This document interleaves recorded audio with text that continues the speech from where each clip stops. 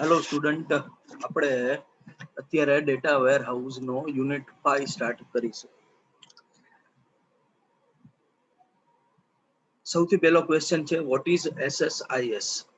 બે સર્વિસ આવે, આપણે SQL server data tools open કરીએ સોફ્ટવેર એટલે SQL સર્વર ઇન્ટિગ્રેશન સર્વિસ અને SQL server analysis service. Integrate service અને એનાલિસિસ સર્વિસ. ઇન્ટિગ્રેટ કર્યા પછી ડેટા ફેચ કર્યા પછી ક્લીન કર્યા પછી આપણે એના ઉપર એનાલિસિસ કરી શકીએ. SQL Server Integration Service is the anchor in a growing suite of products that make up the Microsoft SQL Server Business Intelligence Platform. આપણે આગળ Microsoft Intelligence Business Intelligence વિશે શીખી ગયા, કેવી રીતે ડેટા એનાલિસિસ કરવાનો, ફેચ કરીને ડેટા ક્લીન કરીને, બરાબર. What makes SSIS so important is without the data movement and cleans feature that SSIS brings to the table.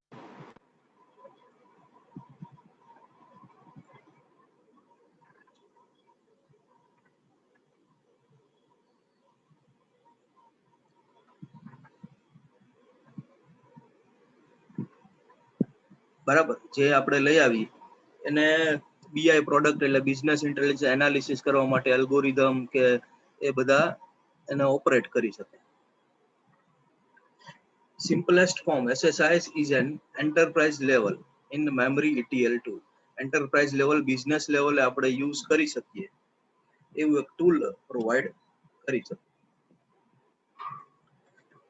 એના પછી નેક્સ્ટ જોઈએ what is new in SSIS.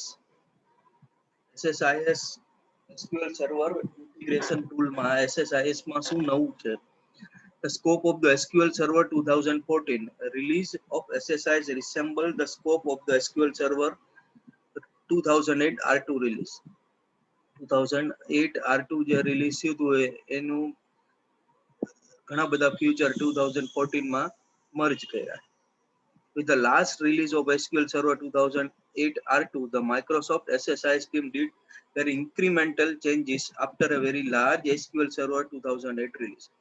ઘણા બધા એમાં લાર્જ ચેન્જીસ કરેલા છે, નવા ફીચર્સ એડ કરેલા છે. SQL Server 2012 release, Microsoft had focused in SSIS manageability, making it easier to deploy and execute. બરાબર, એને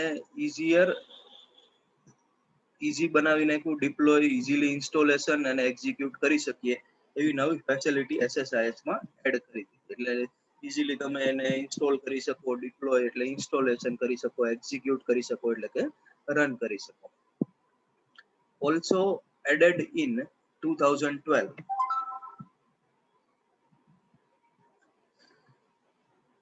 are robust new data cleaning component. Data cleaning એટલે જ્યારે તમે ડેટા ફાઇનલી મર્જ કરો, ઇન્ટિગ્રેટ કરો ત્યારે ડેટા એકદમ ક્લીન હોવો જોઈએ, પ્રોપર હોવો જોઈએ, બરાબર હોવો જોઈએ. That help you standardize and detect data anomalies. Furthermore, improvement to the development tool will help SSIS developer more productive and help new developer get up to speed more easily. નવા જે user છે, programmer છે કે developer છે, એને speed easily મળી શકે નવા SSIS ટૂલ્સમાં એવી ફેસિલિટી પ્રોવાઈડ કરેલી છે. The SQL Server 2014 release uses a newer version of Visual Studio, but in all, it will feel much like SQL Server 2012. નવું 2014 રિલીઝ કર્યું, એના ફીચર સેમ 2012 જેવા છે, એટલે 2012 જેવું જ દેખાય છે. Overview of SSIS development. SSIS develop કરવામાં શું શું વસ્તુ ફીચર્સ છે એ બધું આપણે ડિટેલમાં જોઈએ. કે SQL Server Integration Service is a tool that we use to perform ETL operation. ETL operation perform કરવા માટે આપણે SSIS tool નો ઉપયોગ કરીએ. Extract, transform અને load. ETL, extract, transform and load data. While ETL processing is a common in data warehouse application, SSI is by no means limited to just data warehouse. When you create maintenance plan using SQL Server Management Studio and SSIS package is created. Mainly SSIS નો આપણે ઉપયોગ extract transform load ETL process માટે કરીએ છીએ. At a high level વધારે માં SSIS શું કરી શકે? Retrieve data from just about any sources. ગમે તે સોર્સ માંથી ડેટા ફેચ કરી શકે. એક્સેલ ફાઇલ હોય, વર્ડ ફાઇલ હોય, કોઈ પણ ફાઇલ હોઈ શકે. Perform various transformation on the data. Clean કરવા માટે આપણે final data જે નાખીએ ત્યારે ટ્રાન્સફોર્મ કરીએ. આપણે આગળ ટ્રાન્સફોર્મ કરવા માટે ઘણી એક્ઝામ્પલ ની વાત થઈ છે કે મેલ ફિમેલ હોય તો એમ અને એફ 0 કે 1 એ ફોર્મેટ તમારું ફાઇનલ હોવું જોઈએ અને પ્રોપર હોવું જોઈએ, સમજી શકાય એવું, અને બધામાં એક જ હોવું જોઈએ.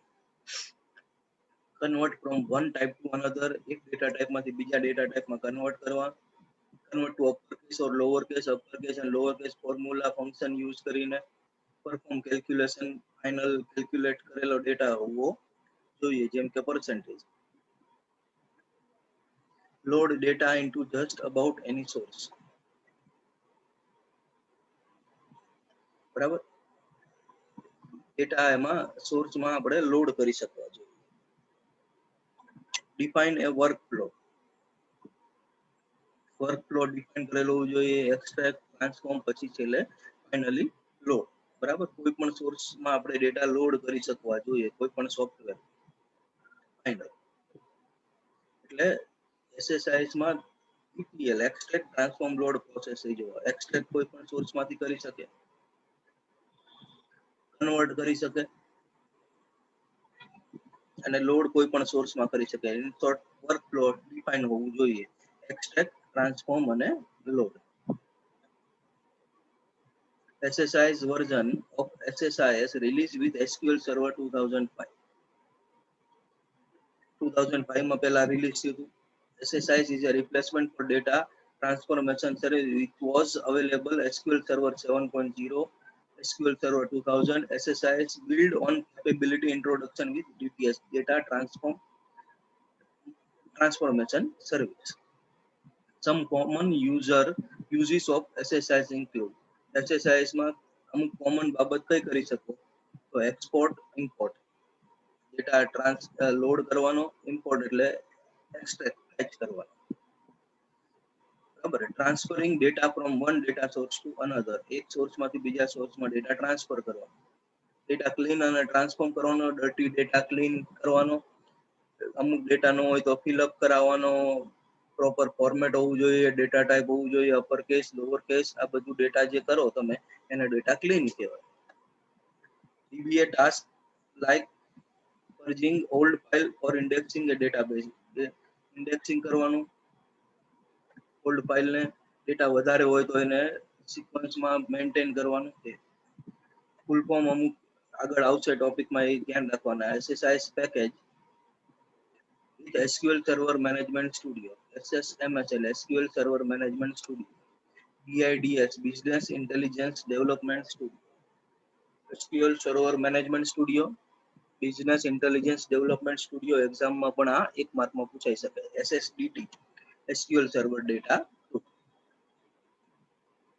Deploy SSIS project, SQL Server Integration Service માં તમે પ્રોજેક્ટ કેવી રીતે ડિપ્લોય એટલે કે ઇન્સ્ટોલ કરશો, એક્ઝિક્યુટ કરશો. Deploy SSIS. Deploy packaging by using SQL Server Management Studio. Software SQL Server Management Studio છે. In SQL Server Management Studio, expand the integration service catalog. Integration and analysis service બે દેખાશે, એમાં integration service ને expand કરો. Catalog SSISDB node in Object Explorer, એમાંથી SSIDB node જે છે Object Explorer માં એમાં જવાનું. પછી રાઈટ ક્લિક, પ્રોજેક્ટ ફોલ્ડર ઉપર રાઈટ ક્લિક કરો. સ્ટેપ ટુ સ્ટેપ આપેલા છે સોફ્ટવેરમાં, તમે આ રીતે ફોલો કરી શકશો. Then click deploy project. Deploy project ઉપર ક્લિક કરો. ઇન્ટ્રોડક્શન પેજ દેખાય તો નેક્સ્ટ ઉપર ક્લિક કરો. કન્ટિન્યુ કરવા માટે.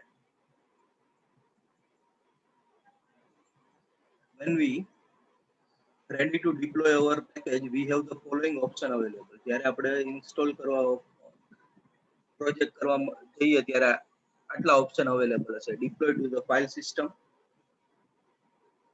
deploy to the package store અને deploy to SQL server. File સિસ્ટમમાં ડિપ્લોય કરવું છે, ઇન્સ્ટોલ કરવું છે, પેકેજ સ્ટોરમાં કરવું છે કે SQL સર્વરમાં કરવું છે. The simplest approach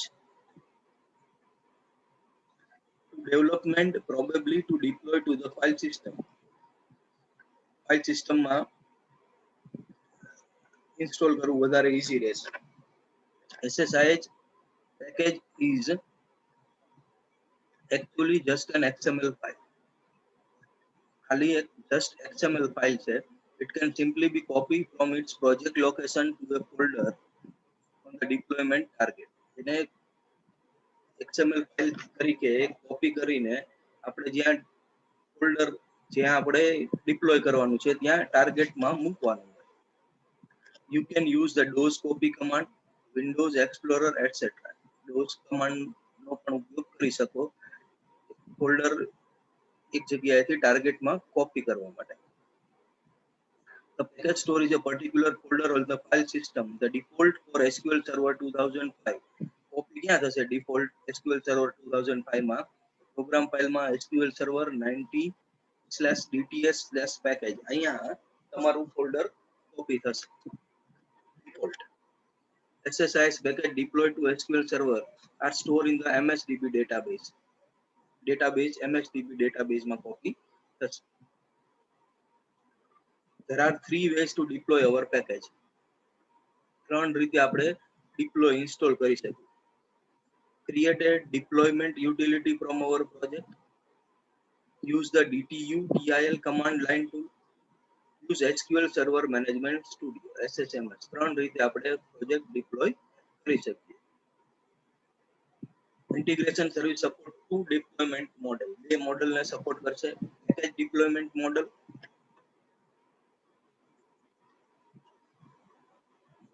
અને સેકન્ડ છે project deployment model.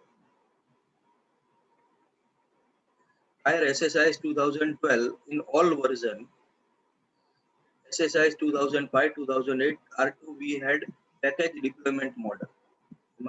Package deployment model હશે. જ્યારે SQL Server 2012 અને 14 માં new deployment introduction name project deployment model. જૂનામાં પેકેજ ડિપ્લોયમેન્ટ મોડલ યુઝ થતું, નવામાં પ્રોજેક્ટ ડિપ્લોયમેન્ટ મોડલ યુઝ થાય છે. જે મોડલની આપણે ચર્ચા વિગતવાર નેક્સ્ટ લેક્ચરથી કરીશું. હોપ તમને આ લેક્ચરમાં ખ્યાલ આવ્યો હશે. Thank you.